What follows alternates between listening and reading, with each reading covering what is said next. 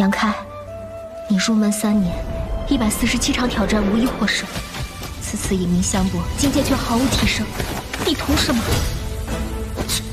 乱柿子，随便你。Halo guys, apa kabarnya hari ini? Masih baik-baik aja kan?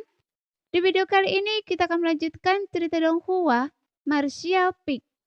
Oke, nggak usah lama-lama lagi, kita langsung aja ke ceritanya. Saat ini tubuh Meng Chuan yang tadinya layu mulai berangsur-angsur pulih.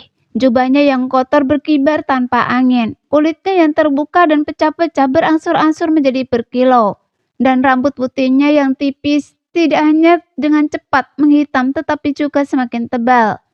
Dan dia tampak dipenuhi vitalitas yang tak terbayangkan. Seketika lolos dari kondisi hampir mati dan berubah menjadi makhluk yang bersemangat dan berkembang. Melihat pemandangan itu, Yangka benar-benar terkejut. Dia bisa melihat dengan jelas bahwa cahaya merah tua yang keluar dari sel-sel itu jelas merupakan energi dan darah, yang merupakan esensi kehidupan dari para seniman bela diri itu. Dan sekarang, semuanya telah menjadi modal dan keyakinan Wu Meng Chuan untuk menjadi lebih kuat. Teknik jahat macam apa ini? Bagaimana bisa memiliki efek yang begitu menantang surga? Yangka langsung teringat pada teknik pertempuran melahap surga yang diberikan Wu Meng Chuan sebelumnya. Meskipun Yangka belum mempelajari teknik itu secara detail, dia samar-samar tahu kegunaan dan karakteristiknya. Apa yang digunakan Wu Meng Chuan sekarang tidak dilakukan lagi adalah teknik pertempuran melahap surga. Teknik ini begitu jahat dan aneh. Itu dapat secara paksa mengekstraksi ki dan esensi darah orang lain untuk digunakan sendiri. Dan teknik ini begitu kuat. Itu dapat memulihkan vitalitas orang yang sekarat dalam waktu yang sangat singkat. Jadi Yangke tidak berani berpikir lebih jauh. Namun dia juga tahu bahwa semakin tampak menantang surga suatu teknik, semakin besar kekurangannya. Teknik pertempuran melahap surga ini jelas memiliki kekurangan yang belum ia sadari. Mungkin sifat jahat Wu Meng Chuan berkaitan dengan hal ini. Saat ia tenggelam dalam pikirannya, fluktuasi kekuatan di dalam tubuh Wu Meng Chuan meningkat dengan kecepatan yang tak terbayangkan. Dari alam suci ke alam raja kekosongan hanya dalam 3 kedipan mata. Lalu naik ke tingkat pertama raja kekosongan tingkat kedua, tingkat ketiga, dan tingkat pertama sumber do. Tapi terus menanjak, seolah tak mencapai batasnya. Pria tua ini mengaku sebagai ahli sumber do tingkat ketiga, dan sepertinya ia tidak melebih-lebihkan. Master Sekte, ampuni kami mengikuti Anda sepanjang jalan, setia dan berbakti, tanpa keluhan atau penyesalan. Bahkan setelah dipenjara selama bertahun-tahun, kami tak pernah menyerah. Mengapa Anda melakukan ini? Teriakan seorang prajurit tiba-tiba terdengar dari dalam sel. Segera setelah itu teriakan permohonan belas kasihan bergema dari segala arah, dan semua pendekar memanggil Wu Meng Chuan dengan sebutan Master Sekte. Master Sekte? Mata Yangka menyipit. Master Sekte dari sekte mana, Wu Meng Chuan? Mungkinkah sekte bulu biru? Pikiran ini mengejutkan Yangke. Ia secara naluriah menyangkalnya, tetapi setelah ditelusuri lebih lanjut, memang mungkin. Bahkan sekarang ia tidak tahu nama Master Sekte Bulu Biru. Selama sebulan ia berada di Sekte Bulu Biru, ia telah menanyakan tentang situasi sekte tersebut. Ia sudah mengetahui nama keempat pelindungnya, tetapi ketika ditanya tentang nama Master Sekte, tapi semua muridnya menunjukkan ekspresi ketakutan yang mendalam. Suatu ketika ia bertanya kepada Kowu tentang hal itu, Kowu memarahinya, memintanya untuk tidak membuat masalah dan berhati-hati dalam berkata. Yangke awalnya tidak begitu mengerti apa yang sedang terjadi, tetapi sekarang ia sedikit mengerti. Ini menarik. Pemimpin sekte bulu biru sebenarnya dipenjara di bagian terdalam penjara tulang, terikat erat dengan harta rahasia berbentuk kerucut dan rantai yang terbuat dari emas roh pemusnahan. Disiksa hingga tak dikenali. Jika bukan karena bantuan seorang seniman bela diri dengan kekuatan fisik yang memadai seperti dirinya, Wu Meng Chuan mungkin tidak akan pernah bisa melarikan diri dari sana seumur hidupnya. Tidak heran, teknik rahasia orang tua itu untuk menghilangkan batasan begitu efektif. Jika ia benar-benar memimpin sekte bulu biru, ia tentu akan memahami teknik rahasia sektenya. Seruan minta ampun dari mana-mana terus berlanjut, dan para seniman bela diri semuanya berwajah pucat pasi, dipenuhi keputusasaan. Mereka berasumsi bahwa begitu Wu Mengchuan melarikan diri, ia akan dibebaskan mantan bawahannya untuk membalas penghinaan mereka di masa lalu. Namun, Wu Mengchuan tidak menuruti keinginan mereka. Sebaliknya, ia melepaskan teknik pertempuran melahap surga, menguras energi vital dan esensi kehidupan mereka untuk memulihkan dirinya. Baru setelah kepercayaan dan harapan mereka dikhianati, mereka menyadari sifat Wu Mengchuan yang sebenarnya. Setelah merasakan kesetiaan Anda, tetapi saya membutuhkan kekuatan sekarang, karena Anda bersumpah untuk mengikuti saya sampai mati. Jadi sekarang, saya menuntut Anda untuk memenuhi janji Anda. Apakah itu terlalu berat? Wu Mengchuan mengabaikan permohonan dan teriakan di sekitarnya, hanya berdiri di sana, mengaktifkan teknik pertempuran melahap surga dan berbicara dengan tenang. Mendengar ini, Yang Ke merasakan hawa dingin menjala di punggungnya. Seperti ayah dan anak, Yang Ke akhirnya mengerti mengapa ada begitu banyak pengkhianatan dan pertikaian di antara para pejuang sekte bulu biru. Jika pemimpin sekte seperti ini, bagaimana mungkin mengharapkan murid-muridnya menjadi lebih baik? Bahkan bisa dikatakan bahwa suasana di dalam sekte bulu biru saat ini sepenuhnya karena Wu Mengchuan. Ia benar-benar tidak mampu berlama-lama bersamanya. Yang Ke diam-diam memutuskan untuk meninggalkan penjara tulang dan melarikan diri dari sekte bulu biru. Mengingat temperamen Wu Mengchuan, ia mungkin akan membunuhnya kapan saja. Yang Ke tidak ingin mempercayakan keselamatannya kepada orang lain. Wu Mengchuan, Anda tidak layak menjadi keturunan kaisar langit pemakan surga. Anda telah mempermalukan kaisar. Saya mengutuk Anda hingga mati dengan mengerikan. Akhirnya seseorang tak tahan lagi menyadari bahwa memohon belas kasihan sia-sia dan kematian tak terelakkan, lalu berteriak keras. Tapi informasi mengejutkan ini mengejutkan Yang Ke. Kaisar pelahap surga. Meskipun ia belum pernah mendengar tentang kaisar pelahap surga, hanya dari 4 kata itu saja, ia bisa merasakan betapa beratnya. Hanya ketika kultivasi seorang seniman bela diri mencapai alam kaisar, mereka baru bisa disebut kaisar. Namun, ahli alam kaisar biasanya tidak memenuhi syarat untuk menerima gelar. Hanya ahli alam kaisar yang paling hebat, yang layak memiliki gelar mereka sendiri. Gelar-gelar ini bervariasi, tetapi biasanya mewakili hukum yang paling dikuasai oleh ahli alam kaisar. Teknik kultivasi yang mereka praktekkan, dan bahkan penghargaan tertinggi yang telah mereka raih semasa hidup mereka. Sebuah gelar mewakili sebuah legenda, sebuah epik, dan sebuah kejayaan yang akan mengguncang zaman. Jika alam kaisar adalah yang terbaik di alam bintang, maka kaisar bergelar adalah yang terbaik. Kaisar pemakan surga pasti salah satunya. Dan Wu Mengchuan sebenarnya adalah keturunan kaisar bergelar ini. Jadi ini sungguh di luar dugaan Yang Ke. Dilihat dari gelar kaisar itu, ia jelas juga mengembangkan teknik pertempuran melahap surga. Bahkan bisa dikatakan bahwa teknik pertempuran melahap surga diwarisi dari kaisar ini. Jadi Yang Ke tercengang. Teknik kultivasi yang dipraktikkan oleh kaisar bergelar sungguh tak ternilai. Itu adalah harta karun yang tak tertandingi. Jika berita ini menyebar, bahkan para kultivator alam kaisar biasa akan berjuang mati-matian untuk merebutnya. Jadi Yang Ke tiba-tiba merasa gelisah. Ia tanpa sengaja telah mengetahui rahasia sebesar itu. Akankah Wu Mengchuan berbalik dan membunuhnya untuk membungkamnya? Dan mengapa ia begitu mudah mewariskan teknik pertempuran melahap surga kepadanya? Itu tidak ragukan lagi, adalah harta karunnya yang paling berharga. Namun Yang Ke tidak percaya Wu Mengchuan benar-benar begitu baik. Dilihat dari gaya perilakunya saat ini, orang tua ini kejam, berdarah dingin, dan tidak manusiawi. Ia bahkan bisa membunuh mantan bawahannya yang telah mengikutinya sesuka hati. Jadi bagaimana mungkin ia begitu murah hati kepada seorang seniman bela diri yang baru saja ia temui? Memikirkan hal ini, Yang Ke diam-diam menjadi waspada dan memutuskan untuk melepaskan induk serangga iblis itu jika ada yang mencurigakan. seolah merasakan perubahan aura Yang Ke. Wu Mengchuan menoleh dan terkekeh pelan kepada Yang Ke, yang membuat Yang Ke langsung merasakan hawa dingin menjalar di punggungnya. Untungnya, Wu Mengchuan mengabaikannya dan berkata dengan suara rendah, "Jika bukan karena salah satu dari kalian yang membocorkan berita saat itu, memberitahu keempat pencuri itu bahwa saya adalah keturunan kaisar pelap surga dan telah menguasai teknik ini, bagaimana mungkin saya bisa berada di tempat saya sekarang? Bertahun-tahun telah berlalu dan saya tidak tertarik menyelidiki siapa yang mengkhianati saya saat itu. Sekarang kalian semua harus mati dan itu sudah berakhir."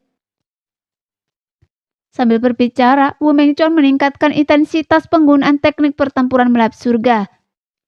Dan Yang Ke yang berdiri tak jauh di belakangnya berjuang menahan kekuatan yang melahap. Keringat dingin membasahi dahinya. Sialan, setelah mendengar begitu banyak rahasia yang menggemparkan hari ini, dan saya kesulitan mencernanya. Dilihat dari kata-kata Wu Mengchuan, kemungkinan besar ia dikhianati oleh salah satu bawahannya yang membuat empat pelindung mengetahui penguasaannya atas teknik pertempuran melahap surga. Inilah mengapa mereka melancarkan serangan, memenjarakannya di sini dengan harapan menemukan metode kultivasinya. Mungkin ada beberapa taktik licik, penyergapan atau pembunuhan yang terlibat. Tetapi Wu Mengchuan jelas tidak bekerja sama. Jika tidak, ia tidak akan hidup hari ini. Ia pasti sudah dibunuh oleh empat pelindung sejak lama. Siapa yang tidak menginginkan teknik yang diwariskan dari seorang kaisar bergelar? Wajar jika empat pelindung berani menyerang Wu Mengchuan setelah menerima berita itu. Mengingat kekuatan mereka berada di tingkat ketiga alam sumber Do. Serangan 4 lawan 1 ditambah dengan serangan diam-diam hampir pasti akan berhasil. Saat pikiran-pikiran berkelebat di benak Yang Ke, jeritan dari sesa di sekitarnya berangsur-angsur mereda dan vitalitas para prajurit itu pun lenyap. Yang Ke menoleh dan melihat sekeliling. Ia mendapati mayat-mayat itu tampak sangat layu, seolah-olah telah mengalami pelapukan selama ratusan tahun. Mata mereka melotot. Penampilan mereka mengerikan dan tidak ada jejak energi darah di tubuh mereka. Setelah menyerap energi darah dan esensi kehidupan dari begitu banyak orang, Wu Mengchuan juga telah mengubah usia tuanya. Sekarang dia memiliki rambut hitam yang tergerai liar, kulit putih dan tubuh yang kuat dan mengesankan, tampak tak berbeda dengan pria parubaya berusia 30-an atau 40-an. Dilihat dari fluktuasi kekuatan dasar yang melonjak dari tubuhnya, kultivasinya jelas telah pulih ke level ketiga alam sumber Do. Kemudian dia menoleh dan terkekeh pada Yang Ke, lalu berkata, "Ayo pergi, saya akan menuntun Anda melewati jalan berdarah." "Hei, saya mencium aroma seorang kenalan lama. Sungguh nostalgia." Setelah berkata demikian, ia berjalan lurus ke depan. Kemanapun ia pergi, cahaya merah darah memancar dari sel-sel di kedua sisi yang ditelannya. Para seniman bela diri yang lebih lemah yang terkurung di sel-sel itu langsung tewas. Sementara yang lebih kuat tak bertahan lama sebelum Wu Mengchuan dengan paksa merampas energi darah dan esensi kehidupan mereka. Saat ia berjalan, fluktuasi kekuatan di dalam tubuh Wu Mengchuan menjadi semakin mengerikan. Fluktuasi energi darahnya yang dahsyat bahkan membuat Yang Ke gemetar ketakutan. Ia takut lelaki tua itu tak akan mampu menahannya dan akan menghancurkan dirinya sendiri. Beberapa sosok dengan cepat mendekat dari depan. Jelas telah menemukan sesuatu yang salah di penjara tulang dan ingin menyelidiki. Yang memimpin mereka tak lain adalah Yan Xiuran, diikuti oleh dua seniman bela diri Raja Kekosongan yang telah menyiksa Yang Ke berkali-kali sebelumnya. Seseorang ini baru berada di penjara tulang sebentar dan sebelum mereka sempat menyadari apa yang sedang terjadi, mereka diledakkan menjadi debu oleh serangan telapak tangan dari kejauhan oleh Wu Mengchuan yang sedang berjalan ke arah mereka. Dari daging yang hancur, seberkas cahaya merah darah melesat keluar yang dilahap Wu Mengchuan satu persatu. "Saudara Yang!" Suara Liu Qianyun datang dari kegelapan. Kilatan dingin melintas di mata Wu Mengchuan dan ia hendak menyerang Liu Qianyun ketika Yang Ke buru-buru memanggil. "Senior, ini teman saya." "Teman Anda?"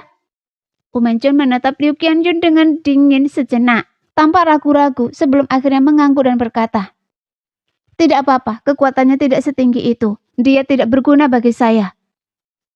Terima kasih telah menyelamatkan nyawanya. Yang Ke menghela nafas berat. Jika Wu Mengchuan benar-benar menyerang Liu Qianjun, ia tidak akan tinggal diam. Ia pasti akan memutuskan hubungan dengan Wu Mengchuan. Untungnya itu tidak terjadi. Saudara Yang, siapa senior ini? Liu Qianjun tidak tahu bahwa ia baru saja lolos dari maut, tetapi ia merasa bahwa Wu Mengchuan bukanlah seseorang yang bisa diremehkan. Saat Wu Mengchuan menatapnya, ia langsung berkeringat dingin. Rasanya seperti ia telah dipilih oleh maut itu sendiri. Aura kematian menyerangnya, membuatnya sulit bernafas. Ini senior Wu.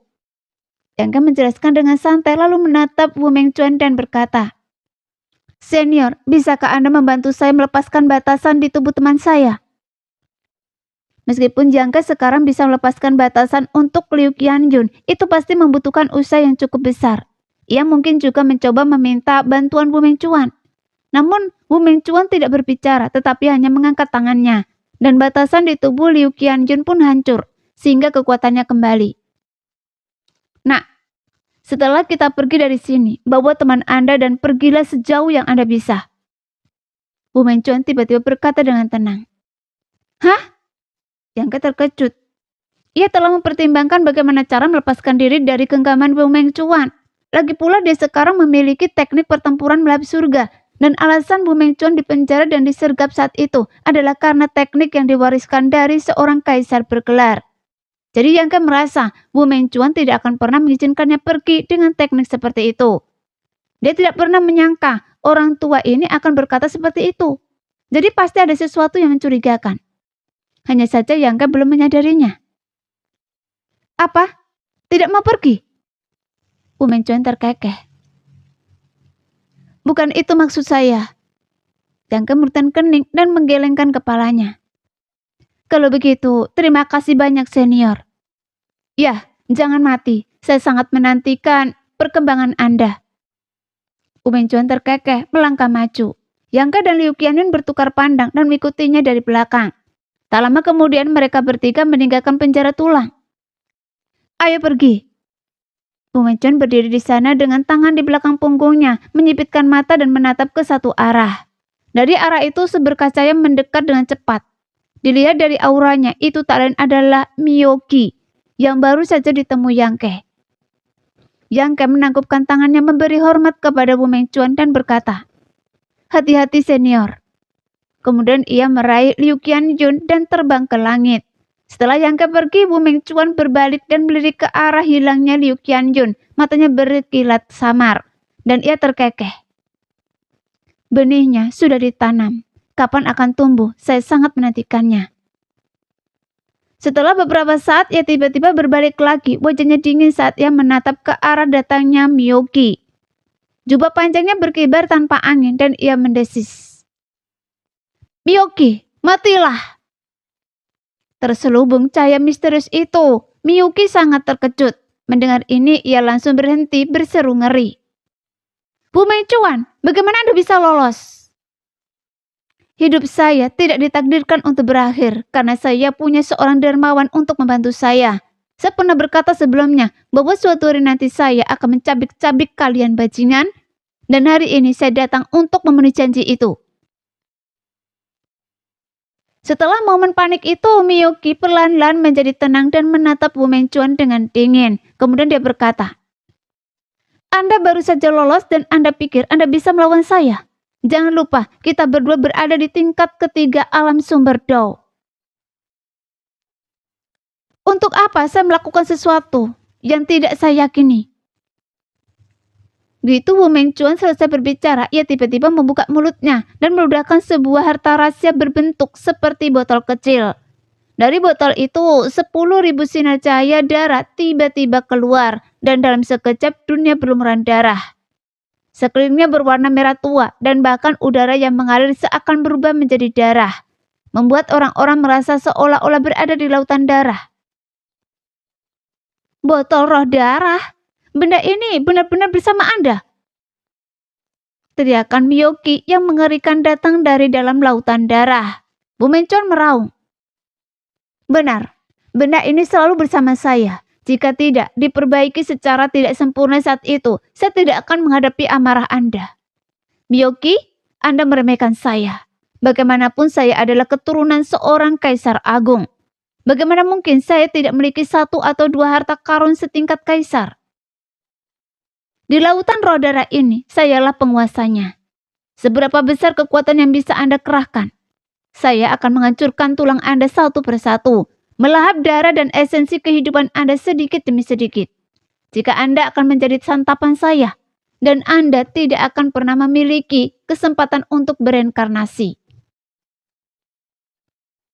Suara Bu Mengcuan yang berbisa menggema di telinganya Miyoki, bagaikan kutukan, membuat wajahnya memucat-pucat pasi. Jangan khawatir, setelah saya membunuh Anda, saya akan pergi mencari Yu Junsan, Bian Yuking, dan Tong Chong. Kalian semua akan mati. Raungan panik Miyoki menggema dari dalam lautan roh darah. Botol roh darah adalah harta karun kekaisaran peninggalan kaisar pemakan surga. Meskipun Bu Mengcuan dengan kultivasinya di tingkat ketiga alam sumber Do tidak dapat mengerahkan seluruh kekuatannya. Dengan bantuan harta karun kekaisaran, Miyoki bukanlah tandingannya. Jadi kekalahan dan kematiannya hanyalah masalah waktu. Pada saat yang sama, puluhan ribu mil jauhnya dari Gunung Biu, 2 berkas cahaya melesat di langit secepat kilat, melesat menuju area tersembunyi di bawah. Saat cahaya itu menghilang, Yang Ke dan Liu Qin pun terlihat. Kita sudah lolos. Wajah cantik Liu Qianjun memancarkan keterkejutan dan ketidakpercayaan. Matanya yang indah berbinar-binar penuh kegembiraan. Dia terkejut mendapati mereka tidak menemui hambatan apapun dalam perjalanan. Lagi pula, ia dan Yang Ke kini dianggap sebagai murid sekte Biu, memiliki lencana identitas. Bahkan jika mereka ditanyai, mereka cukup menunjukkan lencana mereka dan lolos tanpa cedera. Setelah meninggalkan Gunung Biu, keduanya telah terbang ke arah ini, dan sekarang, setelah memperkirakan jaraknya cukup, mereka mendarat. Puluhan ribu mil lebih dari cukup untuk aman, terutama karena sekte Biu kemungkinan besar sedang kacau, dan tidak ada yang peduli dengan pelarian murid-murid mereka. Ini juga berkat Bian Yuking dan Kowu yang berada jauh dari sekte. Saudara Yang, kita benar-benar lolos. Liu Qianjun masih larut dalam kegembiraan, wajahnya berseri-seri. Qianjun, kemarilah. Yang Ke tidak menunjukkan kegembiraan apapun, melainkan memberi isyarat khidmat kepada Liu Qianjun. Ia kemudian mengeluarkan beberapa cincin spesial dari sakunya dan menggunakan indera ilahnya untuk memeriksanya. Cincin-cincin spesial ini milik musuh-musuh yang telah ia bunuh di penjara tulang. Totalnya hanya 4. Setelah meriksanya, Yang Ke segera tahu apa isi setiap cincin. Ia menyimpan 1 cincin dan menyerahkan yang lainnya kepada Liu Qianjun sambil berkata, "Ambil ini." Saudara Yang, apa yang Anda lakukan? Liu Qianjun menatap kosong ke arah Yang Ke, tampak sangat bingung. Tidak ada, mulai sekarang kita akan berpisah. Jawab Yang Ke serius. Mendengar ini, Liu Qianjun sedikit gemetar dan bertanya dengan agak susah payah. Saudara Yang, apakah Anda pikir saya telah menjadi beban bagi Anda? Yang Ke merutkan kening, terdiam sejenak, lalu mengangguk. Iya. Liu Qianjun menatapnya dengan serius, lalu tiba-tiba menggetakkan giginya dan berkata, Tidak, Saudara Yang, katakan yang sebenarnya, apakah ada bahaya yang mendekat? Apakah ini terkait dengan senior Wu itu? Kenapa Anda banyak bertanya? Yang Ke tampak tidak sabar. Apa semua wanita bertele-tele seperti ini? Pergilah saja dengan barang-barang Anda. Liu Qianjun menggetakkan giginya dan melototinya, dadanya yang tinggi membusung. Ia berkata dengan suara berat. Setelah menerima banyak perhatian dari saudara Yang selama ini, jika saudara Yang dalam bahaya sekarang, Qianjun tidak akan tinggal diam. Bahaya apa yang mungkin saya hadapi? Yang Ke terhibur oleh amarahnya. Pokoknya mulai sekarang kita akan berpisah. Anda pergilah, semoga berhasil. Setelah Yang Ke selesai berbicara, ia langsung mengaktifkan kekuatannya dan terbang menjauh. Mencoba pergi begitu saja. Liu Qianjun mengangkat alisnya, mendengus dingin dan buru-buru mengejarnya. Meskipun ia tidak tahu mengapa Yang Ke melakukan ini, berdasarkan kesannya terhadapnya beberapa hari terakhir, Yang Ke bukanlah tipe orang yang tak berperasaan. Oleh karena itu, Liu Qianjun menyimpulkan bahwa Yang Ke pasti telah menghadapi masalah serius dan tidak ingin menyeretnya ke bawah. Itulah sebabnya ia ingin berpisah darinya. Namun bagaimana mungkin Liu Qianjun tidak tahu berterima kasih? Tentu saja ia tidak bisa membiarkan Yang Ke mempertaruhkan nyawanya sendirian. Sekalipun kekuatannya terbatas, selalu lebih baik bagi dua orang untuk bersama daripada satu orang untuk menghadapinya sendirian. Namun yang mengejutkan Liu Qianjun, ia kehilangan jejak Yang Ke setelah mengejarnya beberapa saat. Kecepatannya sungguh luar biasa. Kecepatan yang seharusnya tidak dimiliki oleh seorang ahli alam Raja Kekosongan. Terlebih lagi Yang Ke meninggalkan fluktuasi energi spesial yang samar kemanapun ia pergi. Liu Qianjun tahu bahwa Yang Ke memahami kekuatan spesial. Ia telah menggunakannya saat bertarung dengan Yin Lengseng di lorong cahaya bintang dan mencoba mengejar seseorang yang mahir dalam kekuatan spesial. Jadi bertekad untuk menyingkirkannya tentu saja agak berlebihan. Maka Liu Qianjun mengejarnya sebentar, tetapi tak punya pilihan selain menyerah.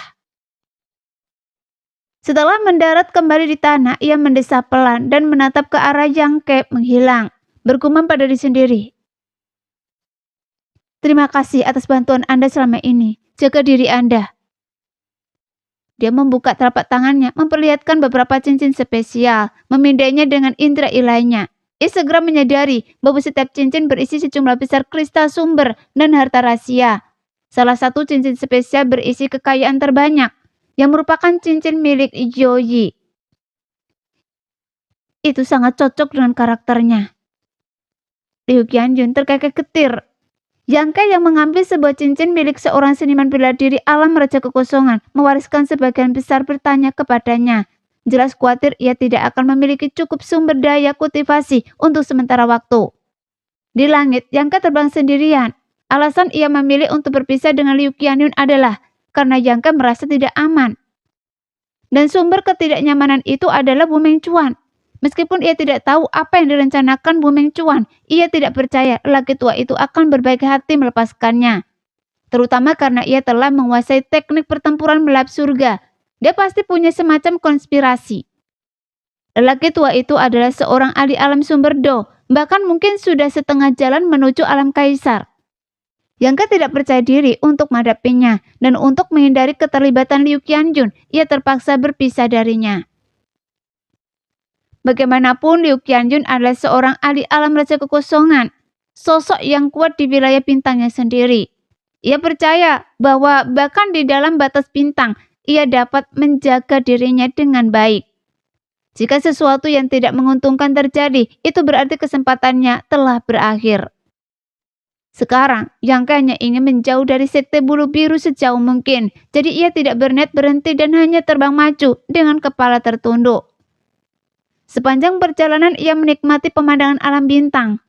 Pegunungan yang megah dan sungai spiritual ada di mana-mana, dan lingkungan kultivasinya jauh lebih baik daripada bintang kultivasi manapun di wilayah bintang asalnya. Di malam hari saat mendongak, ia melihat nebula yang tak terhitung jumlahnya di langit. Masing-masing nebula mewakili sebuah wilayah bintang. Yang Ke membutuhkan waktu lebih dari sebulan untuk merasa sedikit aman. Sekarang ia mungkin berada puluhan juta mil jauhnya dari sekte bulu biru. Bahkan jika Bu Mengcuan memiliki kultivasi alam sumber Do yang kuat, ia sama sekali tidak mungkin menghadapinya dari jarak sejauh itu. Jadi dia berhenti di udara, menoleh untuk melihat sekeliling.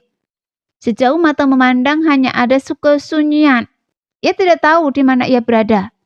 Sebagai pendatang baru, ia tidak tahu apa-apa tentang alam bintang. Hanya bahwa itu terbagi menjadi 4 domain utama. Timur, Barat, Barat Laut, dan Barat Daya. Ia seharusnya masih berada di wilayah selatan. Kemudian, Yang Ke memperlambat langkahnya dan bergerak maju perlahan, memulihkan kekuatannya sambil mencari tempat berkumpulnya makhluk hidup. Setengah hari kemudian, ia akhirnya menemukan sesuatu, sebuah harta karun terbang yang menyerupai kereta perang sedang terbang ke arahnya. Dilihat dari fluktuasi energi yang terpancar dari harta karun kereta perang itu, jelas itu adalah harta karun tingkat menengah Raja Kekosongan. Dan kecepatan yang luar biasa. Yang Ke segera minggir dan melambaikan tangannya, mencoba menghentikan pihak lain yang sedang mengintai lokasi kota-kota terdekat. Tanpa disadarinya, pihak lain sama sekali tidak berniat berhenti, melainkan melesat melewati Yang Ke tak jauh darinya. Seorang prajurit sedang menunggangi kereta harta karun itu dan tanpa melirik Yang Ke, kereta itu menghilang di kejauhan. Sungguh acuh tak acuh, kata Yang Ke tampak kesal. Namun ia segera menyadari bahwa di belakang kereta itu banyak cahaya lain yang mendekat dengan cepat. Apa yang terjadi? Yang Ke benar-benar bingung. Insting pertamanya mengatakan ia terjebak dalam semacam pengejaran, tetapi setelah mengamati lebih dekat, ia menyadari bukan itu masalahnya. Orang-orang yang mengejarnya tampaknya tidak memendam niat membunuh. Mereka tidak mengincar prajurit dengan harta karun kereta perang di depan. Mereka tampak bergegas menuju suatu tujuan. Apa yang terjadi? Yang Ke berdiri di sana, melambaikan tangannya dengan panik, mencoba mencari seseorang untuk bertanya apa yang sedang terjadi, tetapi mereka sama sekali mengabaikannya, tidak menunjukkan niat untuk memperhatikannya. Yang Ke sangat malu, namun ia mendapatkan sedikit wawasan. Teknik penyempurnaan senjata di alam bintang memang luar biasa. Hal ini terbukti dari harta karun terbang yang digunakan para prajurit tersebut. Harta karun terbang ini sangat beragam dan bervariasi. Ada pedang panjang sederhana yang berbentuk seperti kapal bintang, yang berbentuk seperti kereta perang, yang berbentuk seperti kapal, yang berbentuk seperti tandu, dan bahkan harta karun berbentuk kincir angin. Dan kecepatan mereka sangat mengesankan yang membuat Yang Ke terpesona. Hei, mengapa Anda hanya berdiri di sini melamun? Cepat kejar, atau Anda tidak akan mendapatkan apa-apa. Tiba-tiba sebuah suara datang dari samping. Yang Ke menoleh dan melihat sebuah kereta perang berkepala harimau terparkir di sampingnya. Kepala harimau itu tampak hidup dan megah. Di atas kereta perang, seorang pria parubaya dengan kultivasi alam raja kekosongan menatap Yang Ke dengan rasa ingin tahu. Dengan gembira ia menangkupkan tangannya. Salam sahabat. Pria parubaya itu mengangguk santai, mengamati Yang Ke dari atas ke bawah, lalu berkata dengan penuh pertimbangan. Anda bukan dari kota hutan Mample? Kota hutan Mample? Yang Ke mengangkat sebelah alisnya, lalu perlahan menggelengkan kepalanya. Bukan. Bolehkah saya bertanya, seberapa jauh kota hutan Mample dari sini? Silakan lewat sini, jaraknya lebih dari 100.000 li. Pria parubaya itu cukup ramah, dengan antusias mengarahkan Yang Ke arah yang benar, lalu menyeringai dan berkata, tapi, apakah Anda yakin ingin pergi ke kota hutan Mample sekarang, dan tidak akan ikut bersenang-senang? Saya baru saja mau bertanya, kalian semua buru-buru pergi kemana? Yang Ke bertanya dengan tatapan bingung. Pria parubaya itu tersenyum misterius. 10.000 li jauhnya, seseorang di Gunung Kemurnian Giok menemukan seekor burung api aneh yang tampaknya adalah roh. Dan semua orang ingin menangkapnya dan memurnikannya menjadi roh harta karun rahasia mereka sendiri. Burung api roh? Yang Ke terkejut mendengar ini. Jika Anda ingin pergi ke kota hutan Mample, langsung saja. Jika Anda ingin ikut bersenang-senang, jangan terlambat. Setelah mengatakan ini, pria parubaya itu segera memudikan kereta perangnya dengan kecepatan tinggi. Namun Yang Ke berdiri di sana tercengang. Gelombang kegembiraan yang tak terjelaskan membuncah dalam dirinya, meskipun deskripsi pihak lain tidak jelas. Jika memang benar seperti yang dikatakannya, maka yang ada di Gunung Kemurnian Giok kemungkinan besar adalah Liu Yan. Wujud asli Liu Yan adalah burung api, roh yang telah memperoleh kesadaran. Terlebih lagi, keberadaan seperti Liu Yan sangat menarik bagi semua seniman bela diri. Alasannya sederhana, kelahiran roh bukanlah hal yang mudah, dibutuhkan kesempatan dan keberuntungan yang besar. Di dalam lorong cahaya bintang, manipulasi spesial Yang Ke membuat lorong itu tidak stabil, menyebabkannya terpisah dari Xiao Xiao dan Liu Kaiyan. Selama ini Yang Ke mengkhawatirkan keselamatan mereka, tetapi sayangnya, ia tidak punya cara untuk mengetahui keberadaan mereka. Xiao Xiao, selain itu jelas terlihat seperti boneka. Siapapun akan tertarik padanya. Jika ia menampakkan diri kepada orang luar, ia pasti akan menjadi incaran. Namun metode pelarian Xiao Xiao sangat mengesankan. Sebagai golem batu, ia terlahir dengan kemampuan untuk menggali tanah, membuatnya cukup sulit bagi orang lain untuk menangkapnya. Liu Qiandian berbeda, ia tidak memiliki teknik pelarian sekuat Xiao Xiao dan keberadaannya juga akan menarik minat semua seniman bela diri. Menangkapnya dan menggabungkannya ke dalam harta rahasia mereka sama saja dengan memberi harta mereka roh, yang secara signifikan meningkatkan kekuatan mereka. Terlebih lagi, beberapa seniman bela diri yang mahir dalam kekuatan berbasis api bahkan dapat langsung melahap Liu Yan, menggabungkan kekuatannya ke dalam tubuh mereka sendiri sehingga meningkatkan kekuatan mereka secara signifikan. Bahkan jika ia tidak berguna bagi mereka, mereka masih bisa menjualnya. Mereka yakin dia bisa mendapatkan harta yang bagus. Oleh karena itu, situasi Liu Yan jauh lebih berbahaya daripada Xiao Xiao. Setelah mendengar informasi yang diberikan oleh pria parubaya itu, Yang Ke menjadi sangat cemas. Jika orang di Gunung Yuking memang Liu Yan, situasinya saat ini sangat buruk. Dengan begitu banyak seniman bela diri yang bergegas ke sana, Liu Yan tidak mampu mengatasinya dan ditangkap hanyalah masalah waktu. Dengan pemikiran ini, Yang Ke segera menggunakan teknik gerakannya untuk mengejar orang-orang itu. 30.000 mil bukanlah apa-apa bagi seorang seniman bela diri alam Raja Kekosongan. Hanya dalam waktu setengah batang rupa, Yang Ke tiba di kaki Gunung Yuking. Sejumlah besar seniman bela diri telah berkumpul di sana, sekitar 200. Namun yang agak meyakinkan Yang Ke adalah bahwa tingkat kultivasi orang-orang ini tidak tinggi. Kebanyakan berada di alam kembali kekosongan dan Raja Kekosongan. Lagi pula kultivator alam sumber Do sangat langka. Tampaknya tingkat seniman bela diri secara keseluruhan di kota hutan Mample tidak terlalu kuat. Yang Ke diam-diam berspekulasi, mereka tidak menunjukkan niat untuk menjelajah pegunungan untuk mencari, melainkan membentuk kelompok-kelompok kecil beranggotakan 3 atau 5 orang.